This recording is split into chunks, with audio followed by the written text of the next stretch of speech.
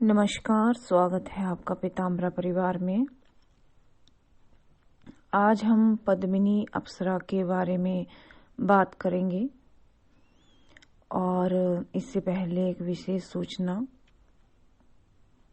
12 फरवरी से गुप्त नवरात्रे हैं। जो लोग साधना करना चाहते हैं वो अपना अनुदान दे करके किसी भी उच्च कोटि की साधना की दीक्षा पीताम्बरा परिवार से ग्रहण कर सकते हैं।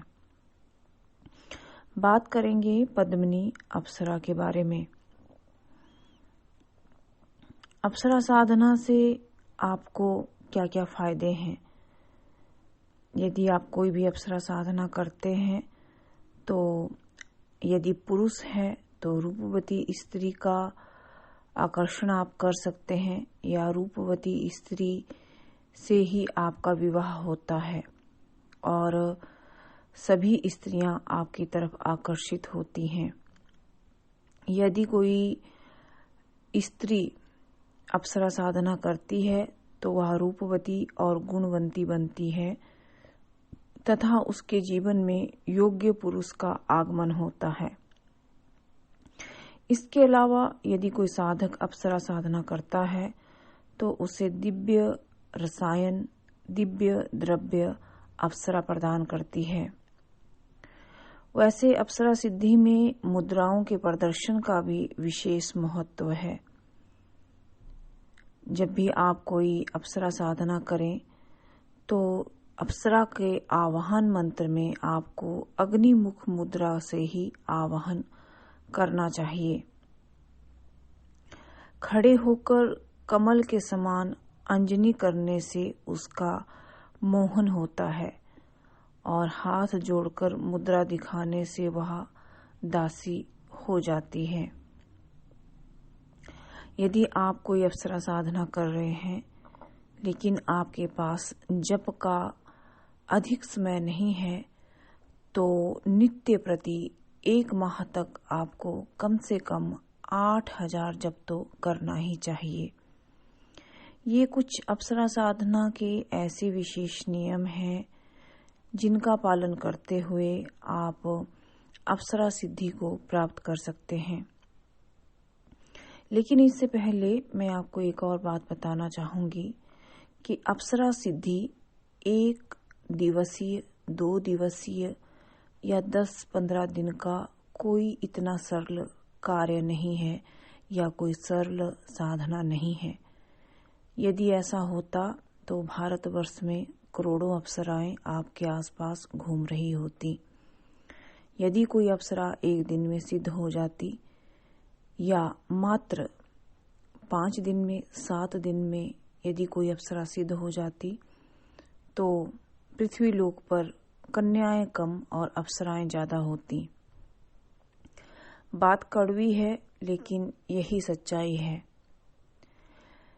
वैसे अप्सरा साधना से संबंधित एक सच्चाई यह भी है कि अप्सरा साधना में कम से कम समय की बात कर रहे हैं हम तो 31 दिन का है और अधिक से अधिक समय 1 वर्ष का है।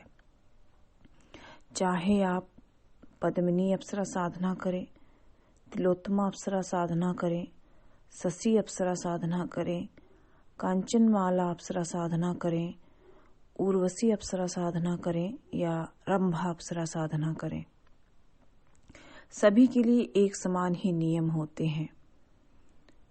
आज हम इस वीडियो के माध्यम से पद्मिनी अप्सरा की बात कर रहे हैं। जो लोग पद्मिनी अप्सरा साधना करना चाहते हैं उन्हें कुछ विशेष नियम पालन करने पड़ेंगे जिनमें ब्रह्मचर्य, भूमि शयन,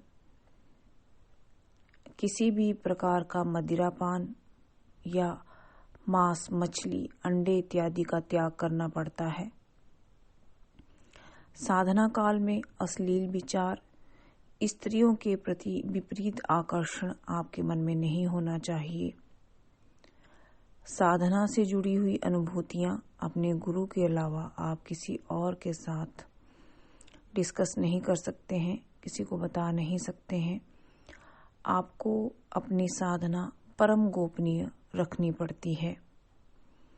बात करते हैं पद्मिनी अप्सरा के रूप या लावण्य की। पद्मिनी अप्सरा रूपवती स्त्री है और ये स्त्री जाति में सर्वश्रेष्ठ स्त्री है। पद्मिनी अप्सरा अपने रूप और लावण्य के कारण इंद्रलोक में भी दुर्लभ पाई जाती है। इंद्रलोक में अपनी नृत्य कला से निपुण ये अप्सरा आपकी सभी कामनाओं की पूर्ति करने में सक्षम है।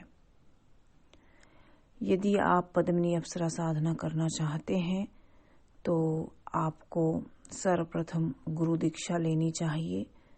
संस्कारित अभिमंत्रित सामग्री का प्रयोग करते हुए आपको ये साधना शुरू करनी चाहिए।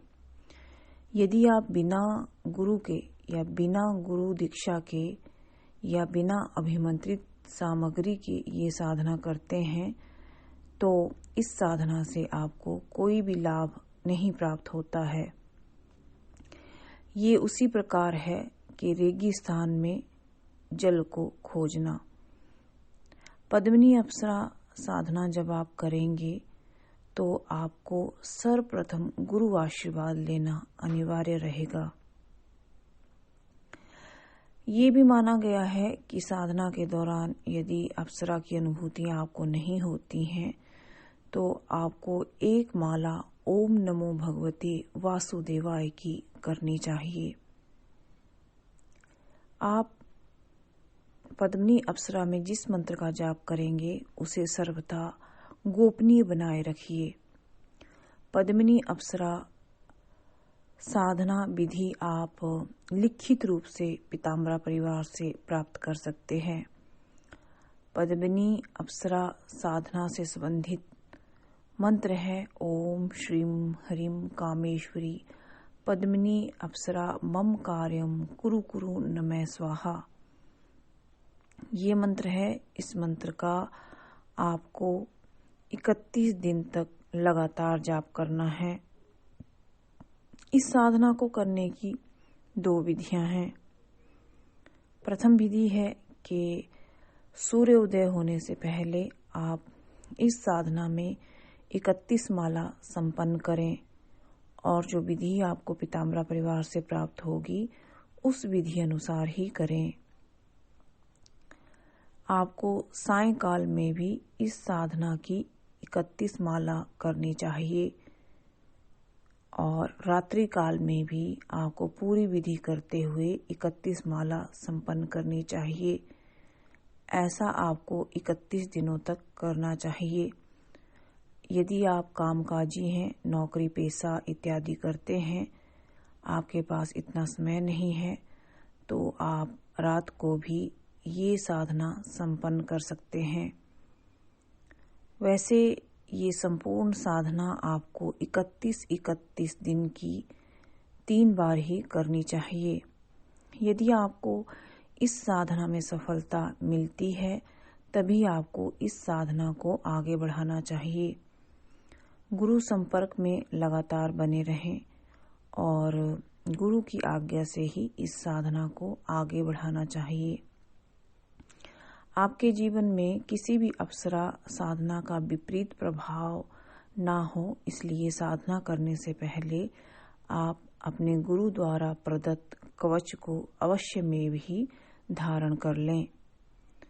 अगर आप सभी को यह वीडियो अच्छा लगे तो लाइक और शेयर कीजिए। धन्यवाद।